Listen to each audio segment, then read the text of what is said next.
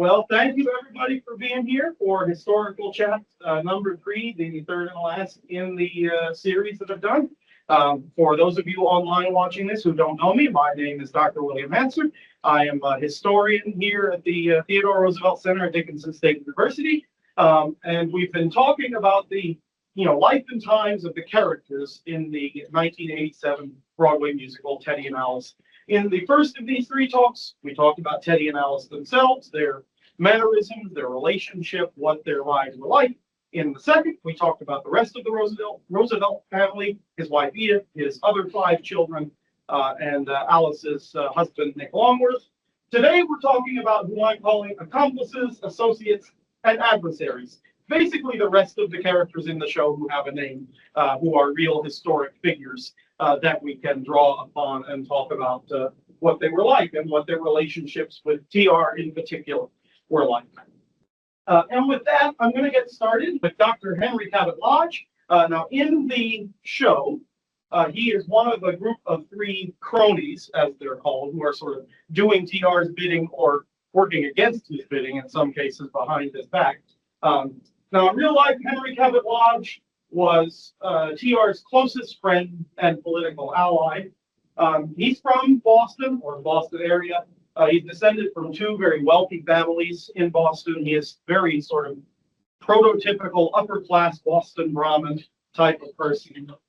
He becomes the Republican senator from Massachusetts, one of their 2 senators in 1892, remains a senator until his death in 1924. He first gets a law degree, and then he becomes one of the earliest PhDs in history in America in 1876, and one of the first 3 doctorates at Harvard ever, period. And then he will join their faculty there teaching history.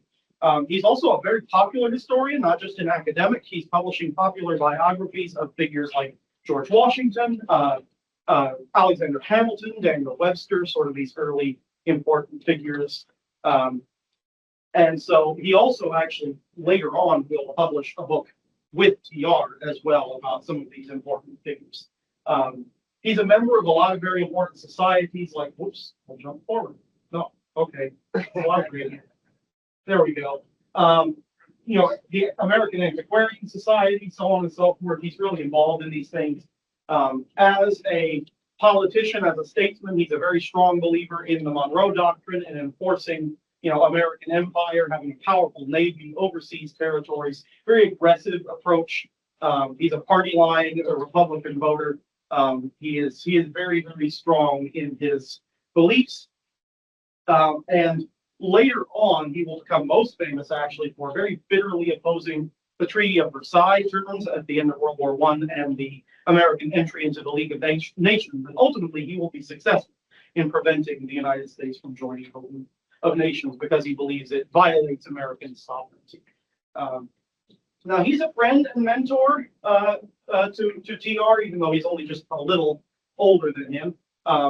And as far as his personality goes, another fellow historian, Henry Adams, will describe Lodge as an excellent talker, a voracious reader, a ready wit, an accomplished orator with a clear mind and a powerful memory. And he puts a lot of literary references, especially Shakespeare, into his speeches and his writings. One historian who writes about him later looks up accounts of him and things and describes him when he speaks as his thumbs adjusted in his armpits and a copy of Shakespeare in his pocket. He spoke in rasping tones, words that were brilliant but often bitter. So he is a very sort of haughty, almost arrogant sort of Boston Brahmin. He himself will describe his voice as like the edge of a saw being fired.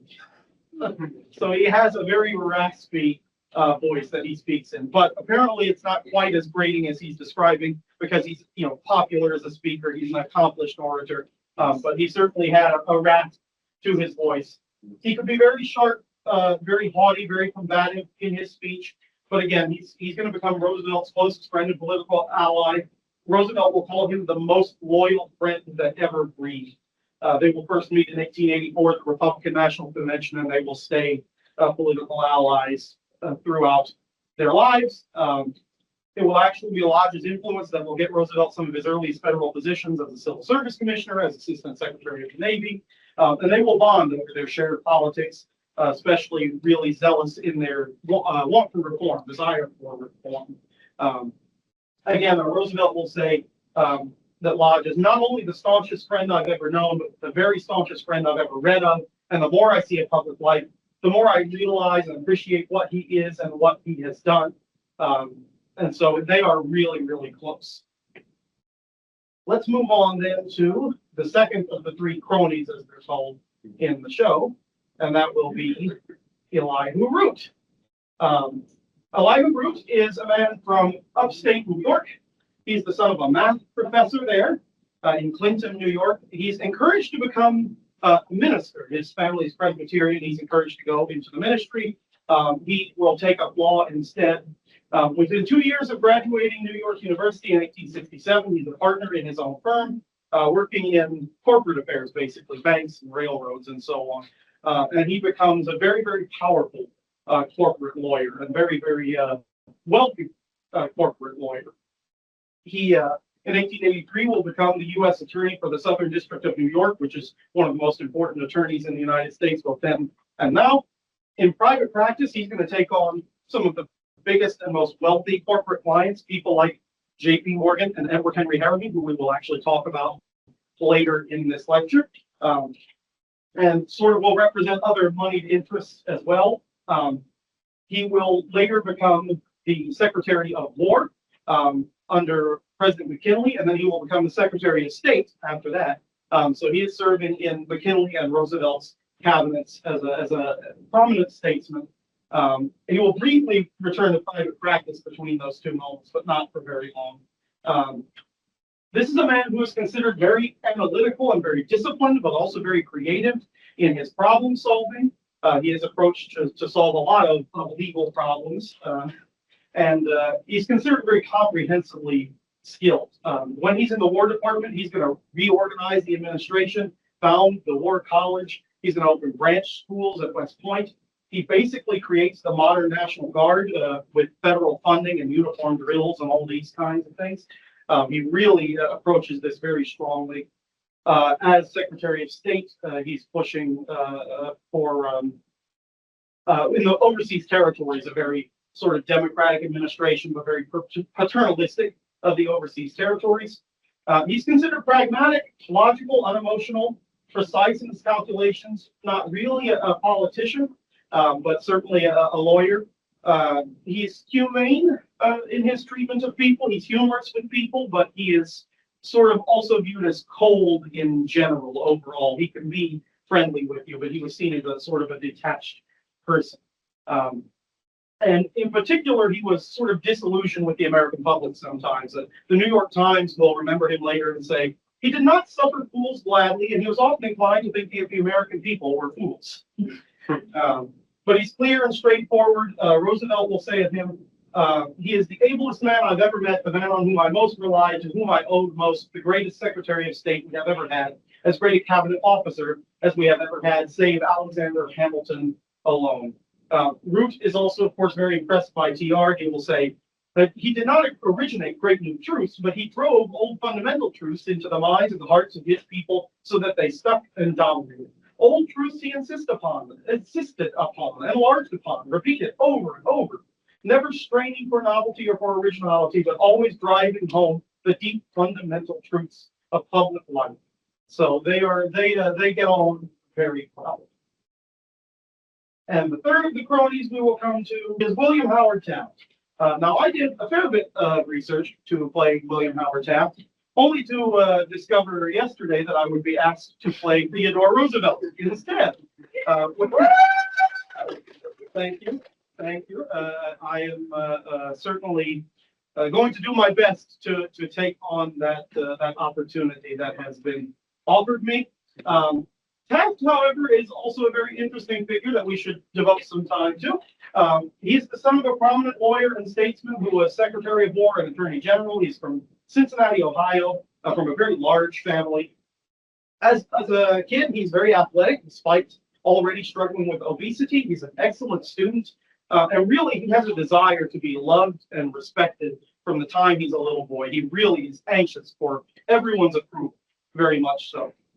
And really, from the time he's, a teenager or at least a young man, he's got a lifelong ambition to be Chief Justice of the Supreme Court. That is what he wants most. He will graduate from Yale, become a prominent Republican attorney, through appointed posts, political posts in part to his father's connections, and also just having some good timing. He will say that he always had his plate the right side up when offices were falling.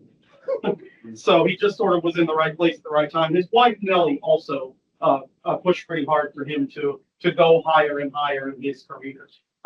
President McKinley will appoint him Governor General of the Philippines. He's pretty sympathetic to the Filipinos. He tries to improve life for them through economic initiatives, building roads and schools. He does sort of have still a paternalistic view that they're not able to govern themselves, but he tries to improve life in the Philippines. He's actually twice offered Supreme Court appointments while he's Governor General by President Roosevelt, and he turns them both down because he feels he still has work to do. And it's important that he stay there and do his work, even though being on the Supreme Court is what he always wanted. When the tenure ends, though, he will become actually Secretary of War under President Roosevelt. In general, as a politician, or at least as an administrator, as a lawyer, he's opposed to executive overreach. He and TR clash on this. He prefers to use existing administrative law and regulations, but he shares many of TR's views and morals and wants to achieve some similar things. He's seen as a very charming, engaging man. He's very jovial, warm-hearted. He's somebody that people really love to be around. Theodore Roosevelt will say to Archie in 1908, "I almost envy a man possessing a personality like Taft's. People are always prepossessed by him. One loves him at first sight. He has nothing to overcome when he meets people. I realize that I have always got to overcome a little something before I get to the heart of people." So, Taft was somebody who was very approachable. In his actions, he's deliberative, but not always decisive. He really loves to ponder every angle of a question, but that doesn't always get you to what to do about it. He's very institutional, very conscientious. There are ways to do things, and you should do them that way. He's very irritable and depressed as the president. He does not want to be the president when he later becomes TR's successor. And in fact, that will break their friendship because Taft will not do the things that TR expected him to do, and everyone expected Taft to do. In fact, there was a joke that Taft stood for take advice from Theodore, but he did not quite do things that way, and so that will break their friendship. Until 1918, they will reconcile, though, when they have a chance meeting in Chicago. He will eventually become Chief Justice in 1921, like he always wanted, and he will say, "I don't remember that I ever was president." So he kind of blocks it out. He was a man who talked plainly in a very clear, unaccented, deliberate speech.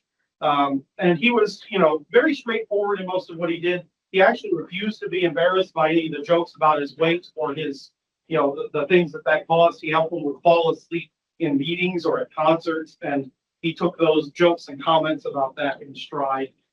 So that's an interesting thing about him. He probably had sleep apnea, actually, that caused that.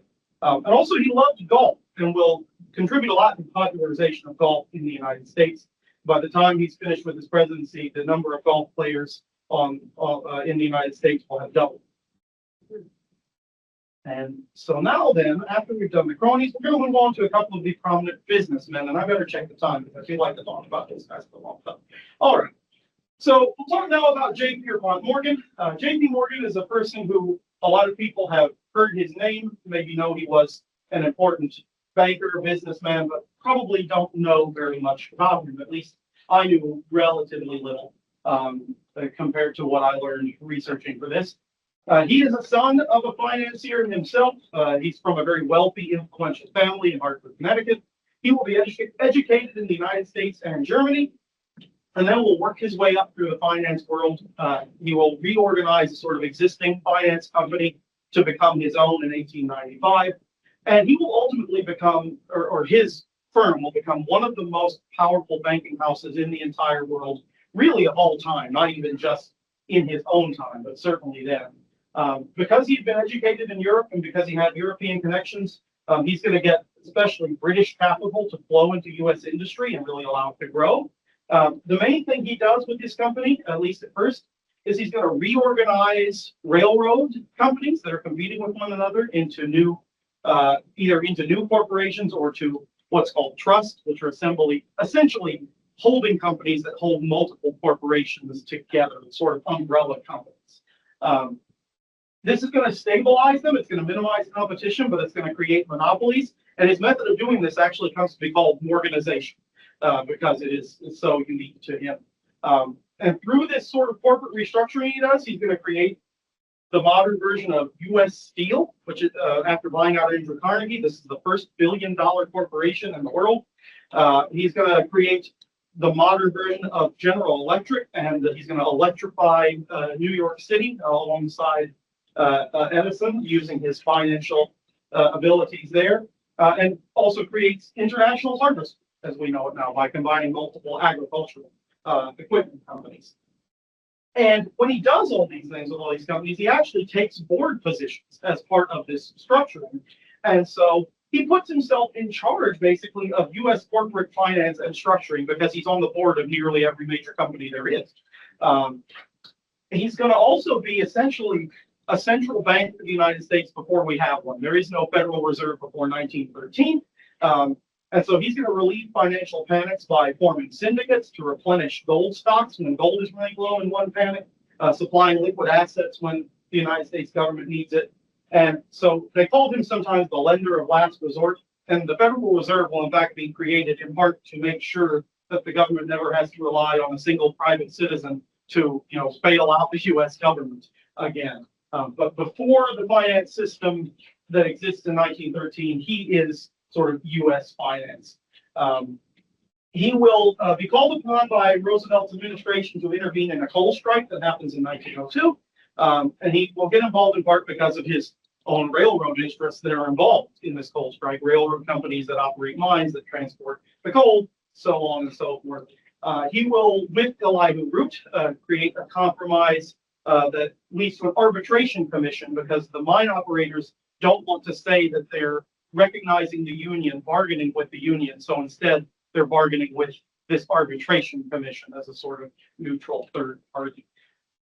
He was very authoritative, very demanding, very blunt in his speech, even arrogant, especially when speaking one-on-one or in small groups. He's got a very nasal, barking voice, but he avoids crowds. He actually does not, he's not authoritative or demanding in big crowds. He's actually intensely shy. Interestingly enough, very, very private. He's self-conscious in part due to his the condition of rosacea that causes him to have this larger and bumpy nose. So he's very self-conscious of that. He's also got a more tender side. He's a very sincere polymath. He becomes a great art and book collector. The Morgan Library is one of the great institutions in the United States today for books and art. And he believed that he deserved to be sort of the demanding and blunt person that he was, because he was a great force in history and because of his importance in the economy. He will clash with TR in TR's first big trust busting case for Northern Securities, which is one of those railroad trusts, hold multiple railroad companies. But they're going to find common ground over working toward stabilizing the economy, essentially. Let's talk next then about Edward Henry Harriman. E.H. Harriman was another sort of very big businessman, one of the robber barons, as they're sometimes called. He's a name that's kind of forgotten now, but at the time, he was just as well known and just as significant as Morgan, as Rockefeller, as Carnegie, as any of these big names. But for whatever reason, his name has not continued in fame like those other gentlemen. He is from Long Island, from the same county as Theodore Roosevelt, actually. He's the son of an Episcopalian minister. He will work with his uncle Oliver on Wall Street as an errand boy. At 14 years old, he actually quit school to go work with his uncle on Wall Street. He'll work his way into management of an investment firm eventually, and he will become a member of the New York Stock Exchange by 22 and establish his own firm. He buys a seat there.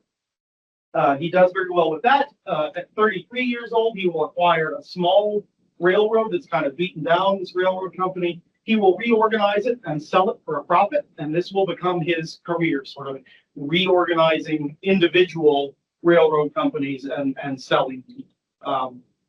He will continue to acquire railroad companies and build them up. He will become massively wealthy and powerful. He's worth several billion in today's dollars at the time of his death. He controls 5 railroad companies with 60,000 miles of track, including the Union Pacific Railroad, a steamship company, and Wells Fargo Express Shipping Company. So he is an extremely powerful man. He's considered to be a logistics genius in the way he, reorganizes these railroads. He will actually personally inspect thousands of miles of tracks to find out what he's doing. He's also got very wide interests. He will sponsor a very famous scientific expedition to Alaska to catalog flora and fauna. Also sponsors a pretty big jujitsu exhibition. So he's a man with a lot of interest. He's small in stature, but he still projects a lot of power.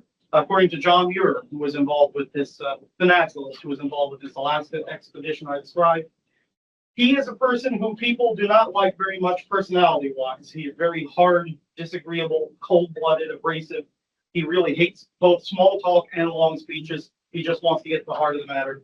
But he was actually vocally extremely quiet, sometimes almost as to be inaudible, or in fact would be silent rather than speak. And he's very reserved in his manner.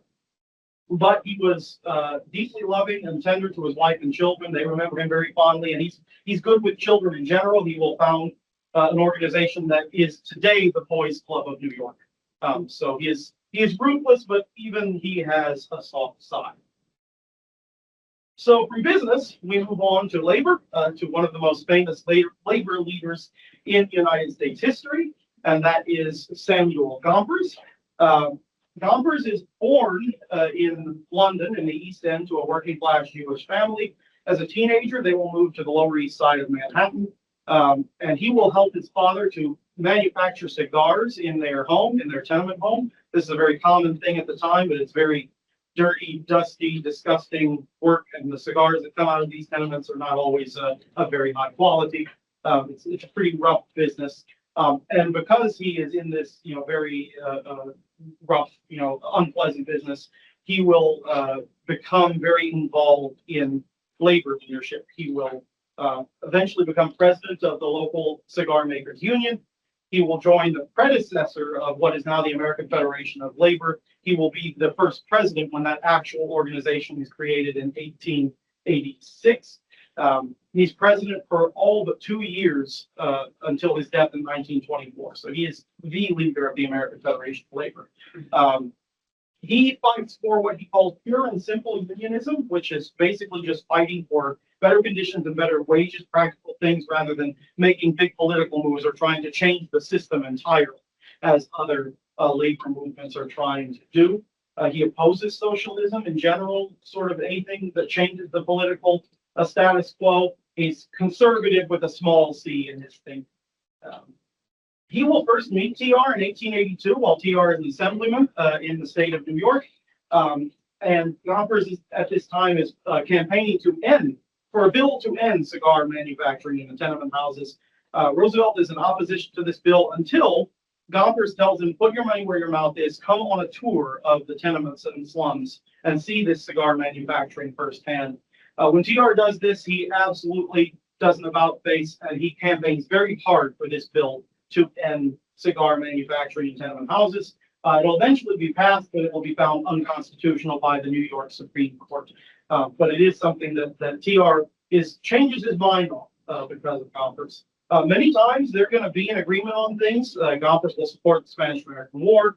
He's big on military preparedness. He's opposed to radicalism and socialism. He and TR agree on these things, but they will come to split over the role of unions in society and how much power unions should have, so on and so forth. And they actually, in 1917, will almost come to blows literally when they're both on stage at an event and they're debating causes and appropriate reactions to a race riot in East St. Louis. Personality-wise, this is a man who is very charismatic, very magnetic. People talk about him having a lot of vitality in his speaking. He's got a lot of conviction and determination, and he's got a really big, booming, deep voice. He's very emotional in his speaking, very theatrical. He will take dramatic pauses. He's a very theatrical orator, so his speeches are very, very popular, and he's one of quite a few people at this time who will tour what's called the Chautauqua circuit, basically sort of adult self-study education and give educational and political speeches. That brings us next to Ida Tarbell, a very famous journalist of this period, one of the best journalists of this period. Ida Tarbell is born in a log cabin on a farm in Pennsylvania to poor parents who at first are teachers, although they will go for a couple different careers. Her father will eventually start a small oil business. He will first make wooden barrels to store oil in, and then he will actually be extracting and refining some oil. And what will happen, without getting too much into the weeds, is that some shady practices by Standard Oil will lead to that small business and several others in the Pennsylvania oil fields being closed due to sort of unfair competition and unfair methods. So even as a young person, Ida Tarbell is being exposed to sort of shady, ruthless dealings of Standard Oil. She initially dreams of being a scientist, specifically a biologist, but the sort of professional sciences were more or less closed to women at this time in society. It was not really something that you could easily, if at all, do. So she instead will go to Allegheny College, and she will get both a bachelor, or the equivalent of a bachelor's, and a master's degree, and become a teacher. She will teach science, math, and even languages, multiple languages. First, she will teach in Ohio, then she will return home to Pennsylvania. She will briefly write for the Chautauquan magazine, again, this Chautauqua institution, this adult education movement. She will write for that magazine.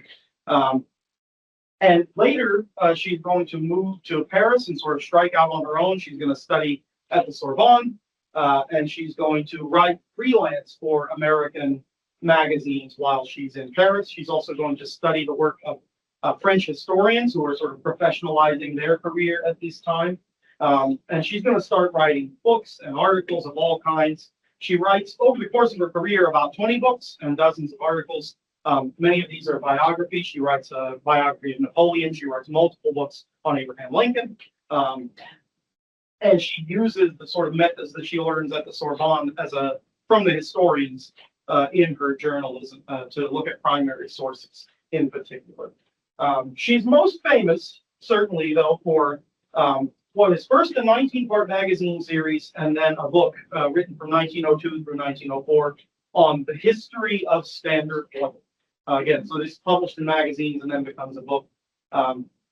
She's going to pour over hundreds and hundreds and hundreds of pages of public records, of court records, of newspaper stories, anything you can imagine, but also through her connections in the world of journalists and also to other sort of big name people at the time like Mark Twain. She's actually going to get interviews with many of the executives at Standard Oil, including John Rockefeller himself.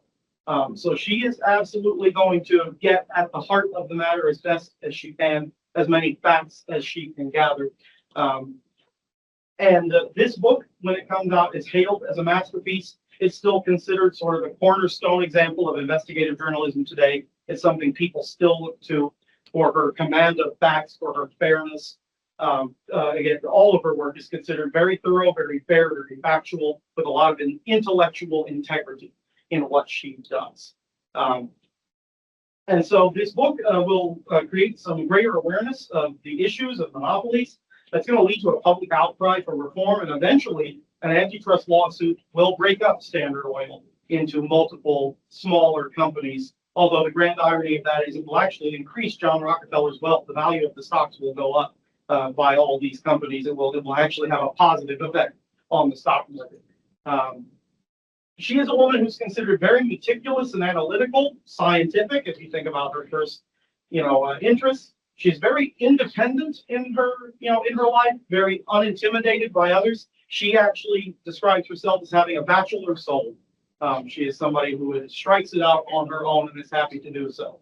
When she speaks, she's very calm and reasoned in her delivery, very factual, not emotional, very direct in the way she delivers information.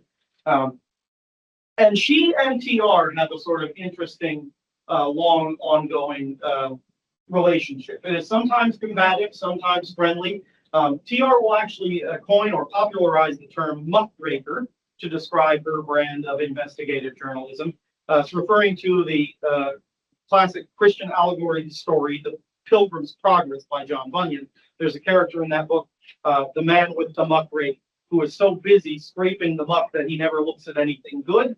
And this is what TR sometimes feels about these people who are scraping up the muck of the corruption of American society. Although in the same speech, even that first one where he says that, he will also recognize the value of needing to get at corruption.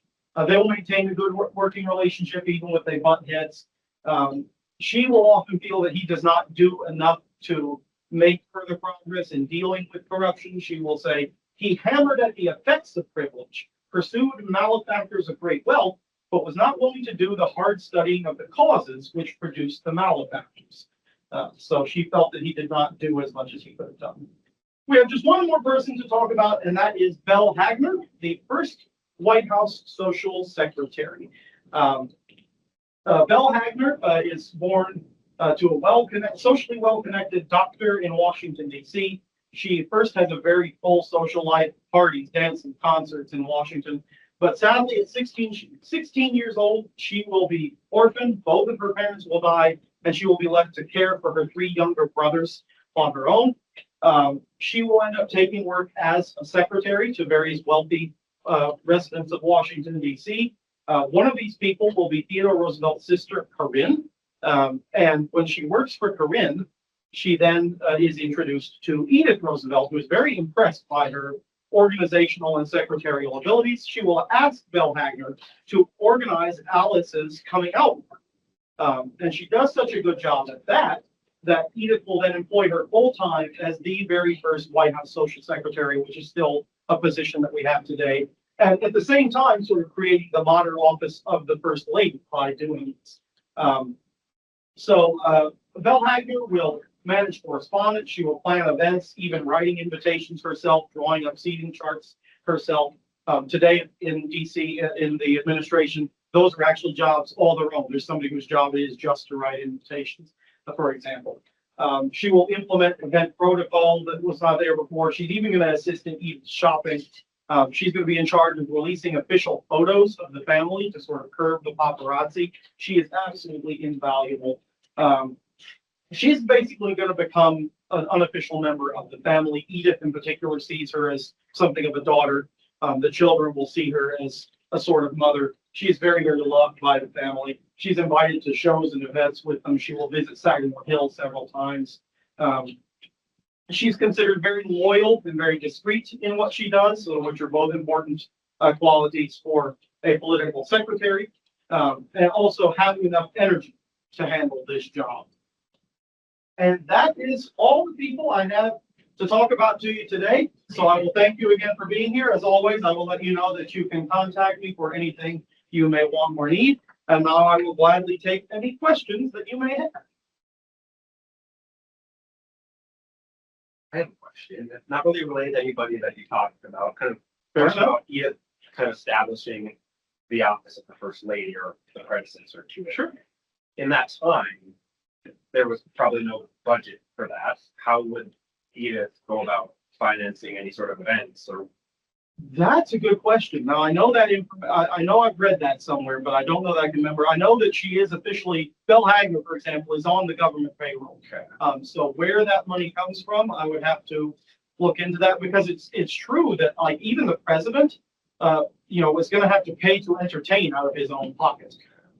He does get a salary, but all that's going to have to go right back into entertaining and things. So I know that they do find government money for some of these things, not all of them. And again, like they might pay Belle with government money, but then the party, they're going to have to pay their own money to have it. So I'd have to look more into the actual specifics of how that is arranged. But, the First Lady, she was, Edith was doing official government work, and, she was just as much as the president was, and yet she wasn't being paid for it. And of course, that is still a debate that's being had today over whether the First Lady should receive a salary and how much that salary should be. And that's something that basically starts with Edith, although Edith never asks for a salary. But the idea of the first lady being more than just the president's wife begins with Edith, and it's able to happen because she has Bill Hagner to run these things. So. All right. Seems like I covered it pretty thoroughly there. Fantastic. Well, again, for online people as well, you have any questions, be sure to let me know, or I will gladly answer them if I can. But with that, I will thank you all again for being here.